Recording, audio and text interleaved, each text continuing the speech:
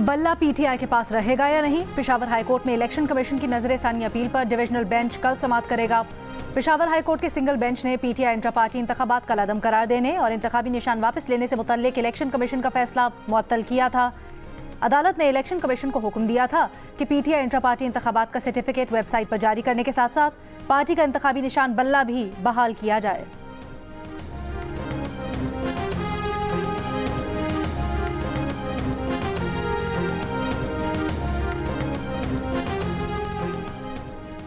बल्ले के अलावा कोई निशान मिलता है तो ले लेंगे, लेकिन इलेक्शन का बॉयकॉट नहीं करेंगे। चेयरमैन पीटीआई बैरिस्टर गौहर की सहाफियों से मुलाकात में गुफ्तगू।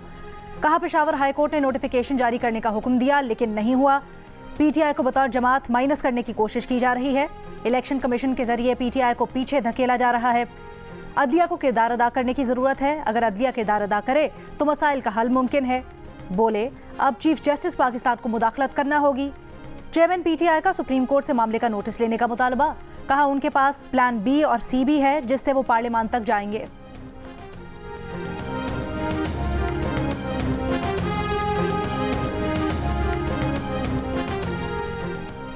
आर्टिकल 62(1)(f) के तहत ताहयात नाअहली से मुतल्लिक सुप्रीम कोर्ट का फैसला चलेगा या इलेक्शंस एक्ट। सुप्रीम कोर्ट ने मीर बादशाह के एहसरानी केस में ताहयात नाअहली से मुतल्लिक नोटिस पर बेंच तश्कील दे दिया। चीफ जस्टिस पाकिस्तान काजी फायजीसा की सरबराही में 7 रुकनी लार्जर बेंच कल समाअत करेगा।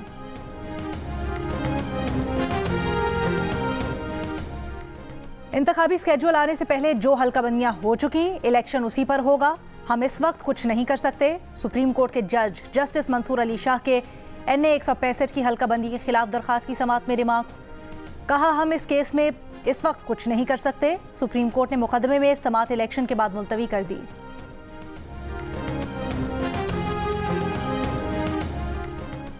नवाज शरीफ के NA 130 से कागजात मंजूरी चैलेंज, अपील दायर। पाकिस्तान अवामी महाज के सरबराह इश्तियाक चौधरी एडवोकेट की जानिब से दायर दरखास्त में कहा गया है कि नवाज शरीफ को सुप्रीम कोर्ट ने ताहयात नाअहल करार दिया, इलेक्शन लड़ने के अहल नहीं। बानी तहरीक इंसाफ समेत तहरीक इंसाफ के मुख्तलिफ रहनुमाओं ने कागजात नामजदगी मुस्तरद होने के खिलाफ ट्राइब्यूनल्स में अपीलें दायर कर दी। तर्जुमान बानी पीटीआई उमैर न्याजी के मुताबिक हल्का नवासी मियाँवाली से बानी तहरीक इंसाफ के कागजात मुस्तरद किए जाने के खिलाफ अपील समाअत के लिए मंजूर भी हो गई।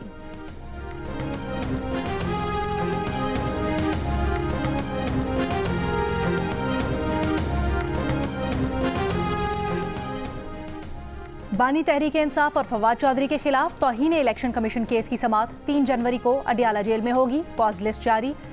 इलेक्शन कमीशन के मुताबिक फवाद चौधरी और बानी तहरीक इंसाफ के खिलाफ फर्द जुर्म आयद की जाएगी।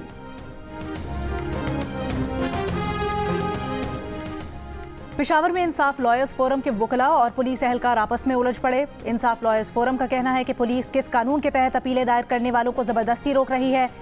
SP कैंट डिवीजन का मौक़िफ़ है कि किसी को रोका नहीं जा रहा। सिक्योरिटी खदशात के पेश नज़र शनाख्त के बाद हाई कोर्ट दाखिल होने की इजाज़त दी जा रही है।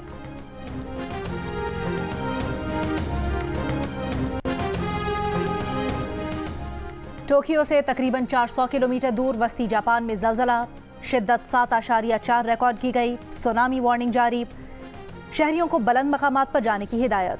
ज़लज़ले से 36,000 से ज़ायद घरों को बिजली मुनक़ता। जापान के सूबा इशिकावा में एक और ज़लज़ले की वार्निंग। जापानी हुकूमत के तर्जुमान का कहना है कि ज़लज़ले के नुकसानात का जायज़ा लिया जा रहा है।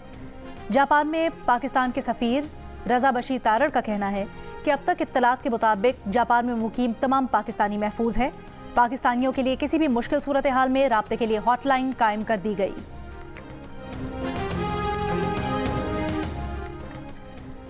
गुड्डू पावर प्लांट सिस्टम में वापस ना आ सका। बिजली का बहरान शदीद हो गया। लेस्को समेत तमाम डिस्कोज में गैर एलानी लोड शेडिंग घंटों तक फैल गई। NTDC ज़राए के मुताबिक लेस्को का शॉर्टफॉल 1000 मेगावाट से बढ़ गया। सिर्फ 1500 मेगावाट बिजली मिल रही है।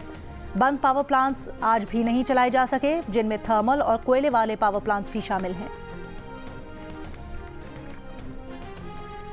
और पाकिस्तान से गजा के लिए इमदादी सामान की तीसरी खेप रवाना। सर्द मौसम के लिए खुसूसी खैमे, कंबल, अद्वियात, फूड पैकेट पहले ही गजा भिजवाए जा चुके। निगरां वज़ीर ख़ारजा जलील अब्बास जिलानी ने तकरीब से खिताब में फौरी जंग बंदी, इंसाफ, इंसानी हुकूक के उसूल बरकरार रखने पर जोर दिया। कहा, इसराइल की गजा में अंधाधुंध ताकत के इस्तेमाल की मजम्मत और फ़लस्तीनियों की भरपूर हिमायत का इजहार करते हैं।